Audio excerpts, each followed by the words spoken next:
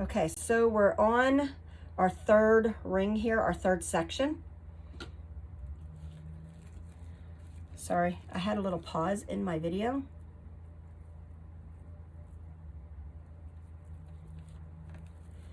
Okay, so we're just repeating the process through this.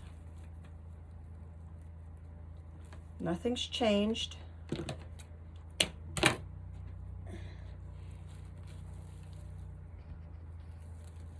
Each section is each section. It's still the same. We are still just continuing. Can you see how this is? Now we're halfway through. We're still continuing with doing the same thing through every section. Okay, so now we're already halfway through. We're on our fourth section now, and we're just going to repeat again.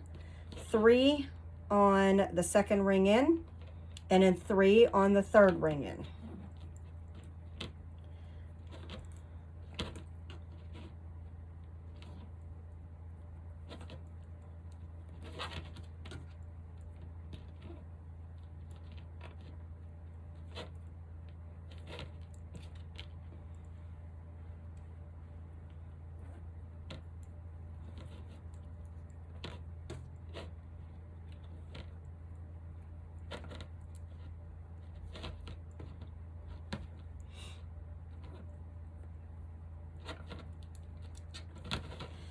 Okay, so we know we stopped, our last one was here on this, the third row in, the third ring, third row. So we go to the bottom again, and that's the way it always, we just got to constantly make sure we're doing that zigzagging the whole ways through.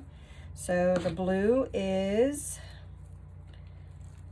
basically what it ends up being is the same row ends up being on the bottom colors, and the same row, the same colors end up being on the next, the top row. That's all. But we're sticking with, again, making our little star-shaped layer. We're not super worried about, are they exactly, you know, 1-inch burrito rolls.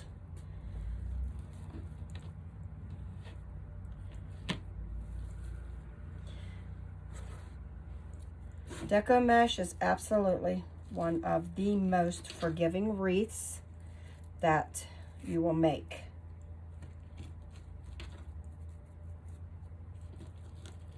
And again, please trust the process, because in the end, it turns out. My daughter was saying her wreath was not turning out. It looked horrible. And I told her, just keep going, keep going, keep doing your wreath. She did, and in the end, all we had to do is, I'm going to show you in the end, that we just need to fluff it. If your wreath is looking a little bit and it's got a little bit of holes in it and things like that, we'll just fluff it up. That's all it needs. It will fill itself in.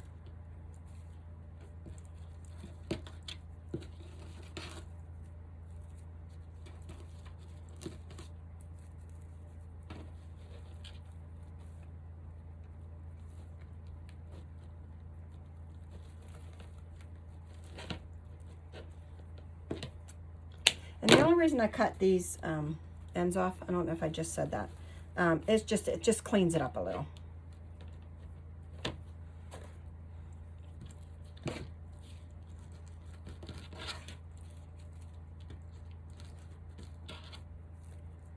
And if you're going to start into the wreath making, I would absolutely recommend that that you, this is the top, that you would start with a deco mesh, just because it is the most forgiving wreath that you could probably start out with and be satisfied with the results. And you know how that is, like, you get super frustrated if you try something new and it doesn't turn out. The likelihood of you trying it again and doing it is probably going to be slim to none. But with deco mesh, it's very forgiving, so the results usually are impressive. Even the ladies who came to my church craft class, wreath class, They all were like, I'm going to give it a try, but I know I can't make wreaths. I can't, that's just not something I can do. And they were pleasantly surprised. And look, I got a really wonky one here. Guess what I'm going to do? I'm going to cut it off. That's how forgiving these wreaths are. And you don't even know it. I gave it a haircut. It was just a wonky piece there. And I didn't like it. And you know what? You'll never notice it.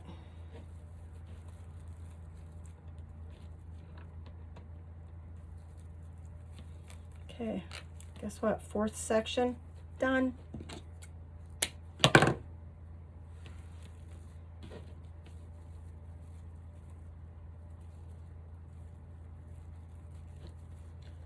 Fourth section is done. Okay, moving on to the fifth section. So last two sections. Again, repeating 3 and 3 on my rails.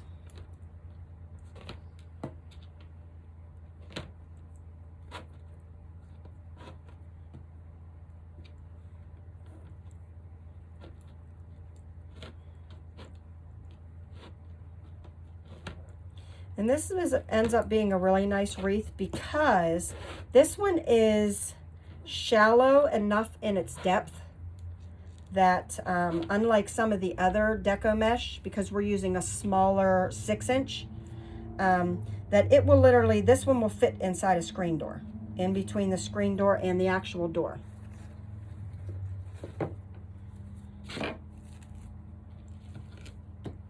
So, because I know sometimes that is a concern with people who want to buy deco mesh wreaths, but they're too deep for them and they're too thick. This is no worry. This would literally go right in between a door and a screen door and a door without any problem whatsoever. And definitely a lot of people like that aspect. I don't have a screen door on my front door, so it doesn't bother me. Okay, again, we're just alternating. Still keeping our colors the same. All batched together. I have them in the boxes still over here, so that I keep them contained.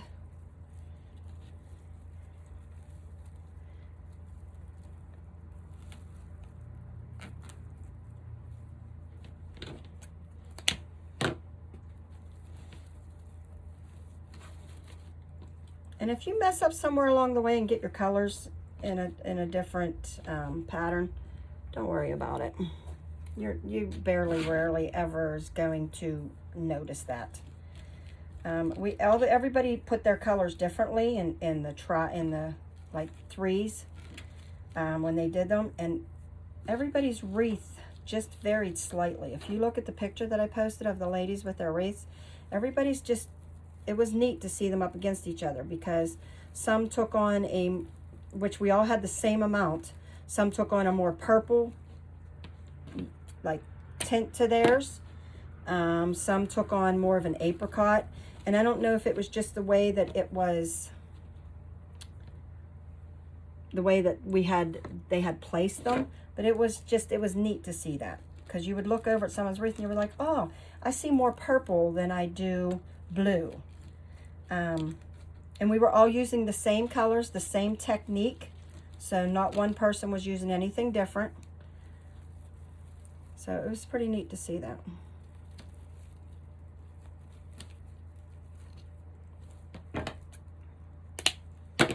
But my daughter, she was really finicky with hers. She was like, Mom, this is just not, I can't do it. It's not turning out. And all we did was fluff it in the end. And she has it now hanging in her dining room. And she loves it.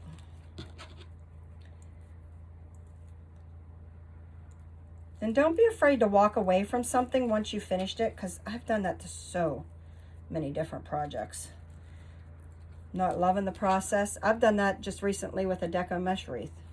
I didn't like how it turned out, but yet I didn't want to undo it all.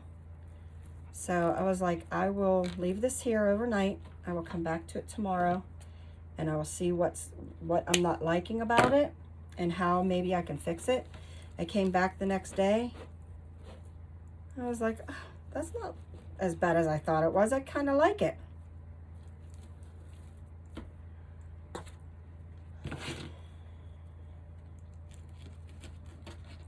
Sometimes you just got to walk away from a project. Done that many, many times over the years.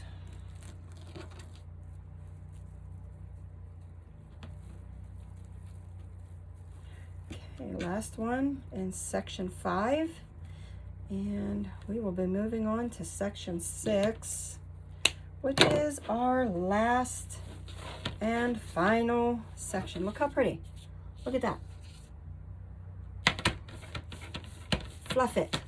Go around and fluff it. All right, last 6.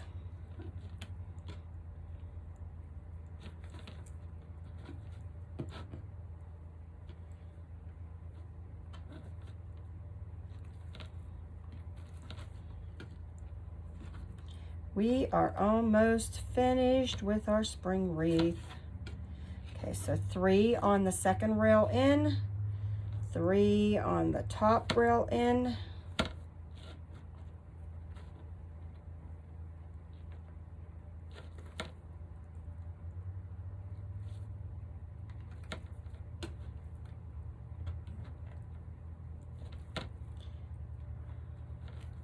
all right, here we go, last ones.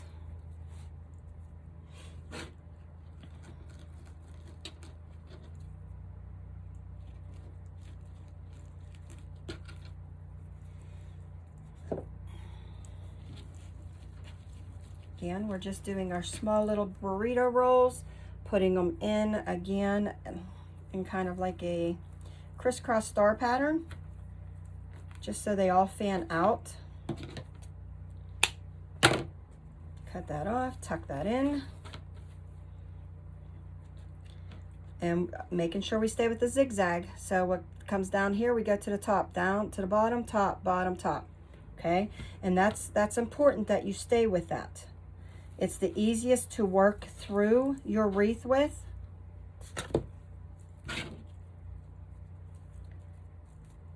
And if you stay along that pattern and just doing a section at a time, it's easier to keep control of that and remember how it's going.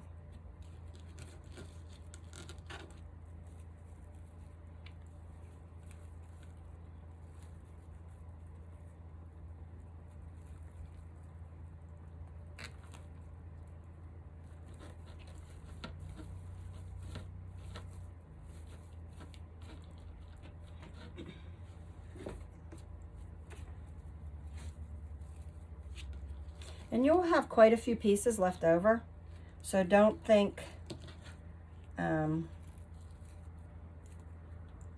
like, oh no, did I do something wrong? I have a lot of pieces left over.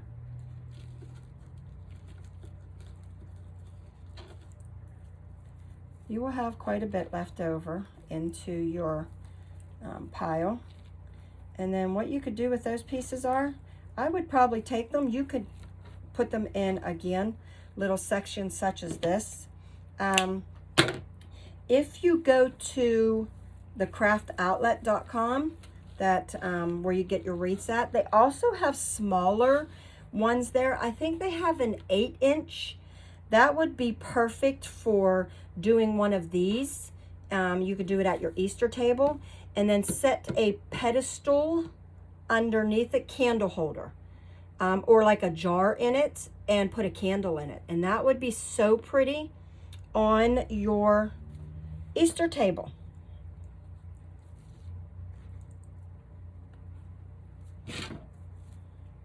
And you could do that. It would make, you probably will have enough to make 1, maybe 2. And you're going to do it the same way you just did this. Same exact way. Do it in threes. Zigzag it on your frame. I have a smaller frame here, I think an 8-inch frame. And that would be absolutely perfect for putting a little pillar or a little glass candle jar in there. Maybe with, you can do like a battery operated pillar. I wouldn't probably put flame in it. You could do a battery operated pillar candle in maybe like a globe jar. I probably wouldn't recommend an open flame. Just, you don't want it to get hot, and this is like a plasticky kind of material. I wouldn't want that to melt. So I would probably do like a battery operated pillar inside of a glass globe, or even do a pedestal candle, like candlestick with maybe a battery operated candle, pillar candle on top of that. That would be so cute for Easter. Sitting at the table and you got 2 of them on your table, or even just one. How adorable would that be? All these bright, pretty candle deco mesh colors here. All right, I am literally putting in my last piece, okay? My last 3 roll. Look at that. Last one going in.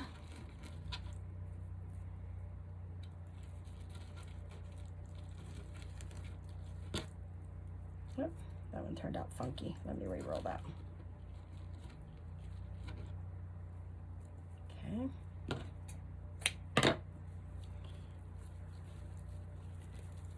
Last one.